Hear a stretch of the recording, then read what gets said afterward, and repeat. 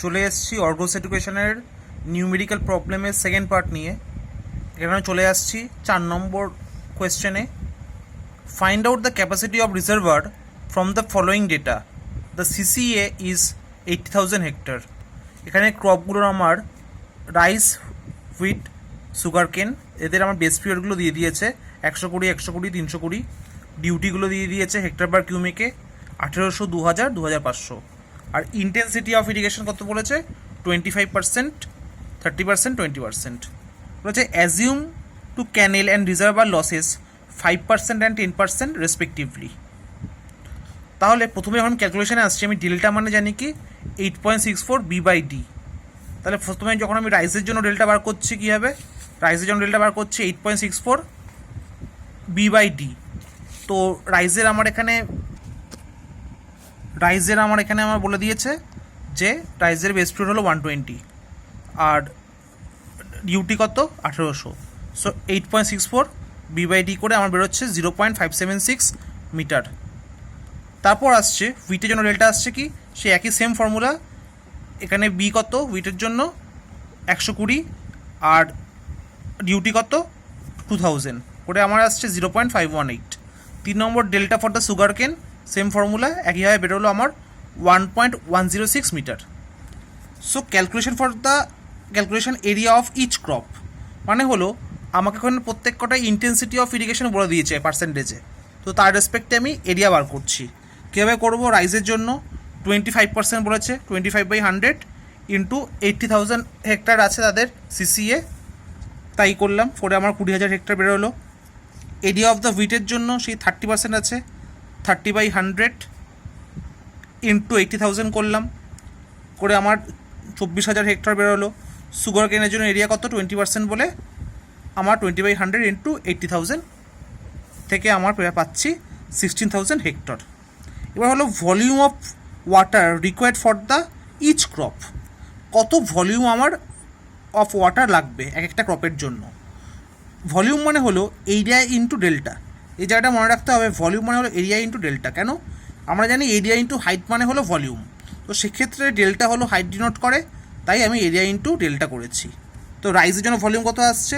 রাইসের এরিয়া এটা already 20,000 hectare আমি পেয়েছি, তার সাথে আমি হাইট গুণ করলাম মানে ডেল্টা গুণ করলাম 0.576, পেলাম 11520 হেক্টর মিটার। হুইটের জন্য কত? হুইটের এরিয়া 24,000 ইন্টু 0.518 ওর ডেল্টা, এটা এসছে আমার 12432 হেক্টর মিটার। সুগার কেনের জন্য কত এসছে আমার 16,000 ইন্টু 1.106 মানে ওর 1.106 আর আমার এরিয়া কত আসছে 16,000, তাই এই দুটো গুণ করে আমার এসছে 17696 hectare metre.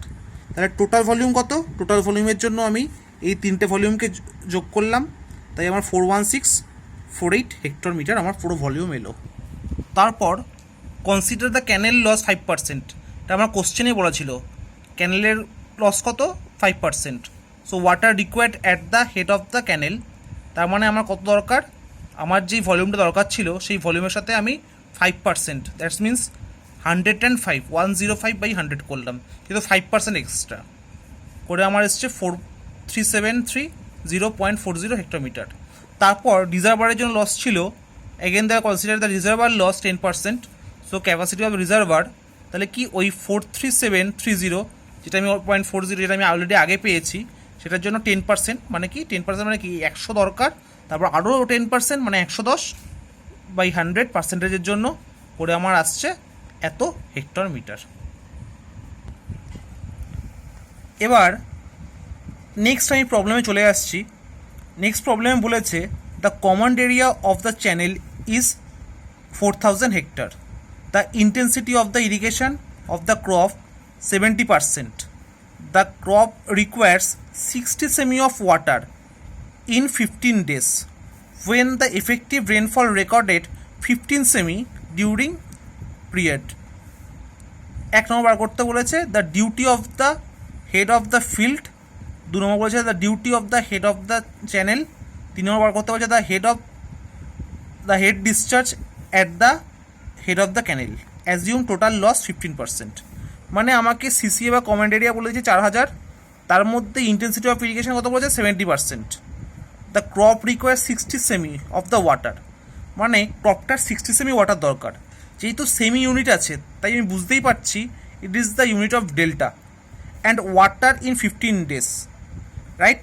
when the effective rainfall 15 semi during the period, মানে হলো 60 সেমি জলের দরকার আর রেনফলের জন্য অলরেডি 15 সেমি জল স্টোর হয়ে গেছে। তো সেই ব্যাপারে আমি একটু সেই অনুযায়ী সলিউশনে চলে আসছি। ডেপথ অফ ওয়াটার রিকোয়ার্ড কত আমার 60 সেমি, এফেক্টিভ রেনফল কত আছে 15 সেমি, তার মানে আমাকে ইরিগেশন কতটা করতে হবে, কারণ বৃষ্টি তো অলরেডি কিছু জল দিয়েই দিয়েছে, তো আমাকে ইরিগেশন করতে হবে। ডেপথ অফ ইরিগেশন 60 - 15, এই 15 সেমি বাদ গেল এফেক্টিভ রেনফলের জন্য, করে 45 সেমি। তাহলে সেক্ষেত্রে ডেল্টা কত আমার, কত হাইট দরকার? ডেল্টা 45 সেমি, মানে 0.45 মিটার। বি বেস পিরিয়ড কত 15 days। কীভাবে পেলাম? এখানে কোশ্চেনেই আমার ছিল ফর 15 days, তার মানে এটা আমি নিয়োগ করছি এটা বেস পিরিয়ড, সেই বেস পিরিয়ড আমার হলো 15 days। তো ডেল্টা ইকুয়াল টু কত আমরা জানি 8.64 বি/ডি। তাহলে সেক্ষেত্রে ডিউটি বার করবো কী করে? এই ডি ওপরে চলে গেল আর এই ডেল্টা নিচে চলে এলো। সরি, এক সেকেন্ড, কারেকশানটা করে নিয়েছি। এখানে ডি ইকুয়াল টু 8.64 বি/ডেল্টা, মানে হলো 8.64 বি/ডি ছিল, এই ডিটা আমার ওদিকে চলে গেল তাই গুণের আকারে, আর এই ডেল্টাটা গুণের আকারে ছিল তাই চলে এলো ভাগের আকারে। তো ভ্যালু বসালাম 8.64 ইন্টু বেস পিরিয়ড 15 days আমার দেওয়া ছিল 15 ডিভাইড বাই ডেল্টা 0.45 মিটার, সেটাই বসালাম। করে আমার আসছে 288 হেক্টর পার কিউমেক। তারপর duty of the head of the field, that is 288 hectare per cumec. Due to the losses of water, the duty of the head of the canal will be reduce, here losses are 15%। ব্যাপারটা হলো এখানে কোয়েশ্চেনে বলে দিয়েছে assume total losses 15%, তো আমি সেই ক্ষেত্রে 15% লসটা এলাম। এবার এই যে মিনিংটা আছে বা এই লাইনের যে বোঝাতে চেয়েছে মানেটা, সেটা হলো আমার ডিউটি মানে কি, যদি আমার 1 কিউমেক ওয়াটার সাপ্লাই হয়, যে কদিন আমার বেস পিরিয়ড আছে ততদিন জুড়ে যদি ওয়াটার সাপ্লাই হয়, তাহলে আমি যত হেক্টর এরিয়া কাল্টিভেট করতে পারবো সেটাই তো আমার ডিউটি। মানে মোদ্দা কথা হলো আমি কত 1 কিউমেক জল সাপ্লাই দিয়ে আমি কত এরিয়া চাষ করতে পারবো।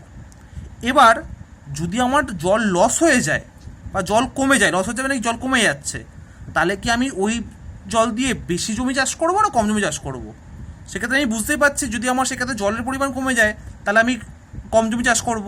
তো সেটাই ইংলিশ মিনিংয়ে এখানে বলেছে due to the losses of water, মানে ওয়াটার লস হওয়ার জন্য the duty of the head of the canal will be reduce. তার মানে জল কম সাপ্লাইয়ের জন্য বা জল লস হওয়ার জন্য আমার ওই ডিউটি কমে যাচ্ছে, মানে ওই জল দিয়ে আমি কম এরিয়া চাষ করতে পারবো। লসেস কত 15%। So the duty at the head of the ক্যানেল, যদি আমার 15% লস হয়, পড়ে থাকছে কত 85%, তাহলে সেক্ষেত্রে কী করছি 288, যেহেতু পড়ে থাকছে 85%, তাই 85/100, এখান দিয়ে আমি পেয়ে গেলাম 244.80 hectare per cumec. So total area under the ক্রপের আন্ডার এরিয়া কত আছে আমরা জানি কি, গভর্নমেন্ট এরিয়া 4000 হেক্টর। তারপর কি বলেছে এখানে, intensity of irrigation of A crop is 70%, তাহলে 70% হলো আমার ইন্টেন্সিটি। তাহলে সেক্ষেত্রে কত হবে 4,000-এর আমার 70%, মানে 70/100 করে আমার 2800 হেক্টর আসছে। তাহলে আমি সেক্ষেত্রে আমার কত এরিয়া সেটা পেয়ে গেলাম। So discharge of the head of the canal, তাহলে ক্যানেল ক্ষেত্রে ডিসচার্জ কত হবে, সেক্ষেত্রে আমরা জানি area by duty, that is discharge, area by duty. সেক্ষেত্রে এরিয়া কত অলরেডি আমি পেয়েছি এখানে 1800, সে 1800 বসলাম, ডিভাইড বাই ডিসচার্জ কত এই ক্ষেত্রে এখন আমার 244.80 লিখেছি আমি এখানে। সো এরিয়া বাই ডিউটি, সেখান থেকে আমি ডিসচার্জ পেলাম 11.438 কিউমেক। সো দ্যাটস অর্ঘোস এডুকেশন ফর ইউ।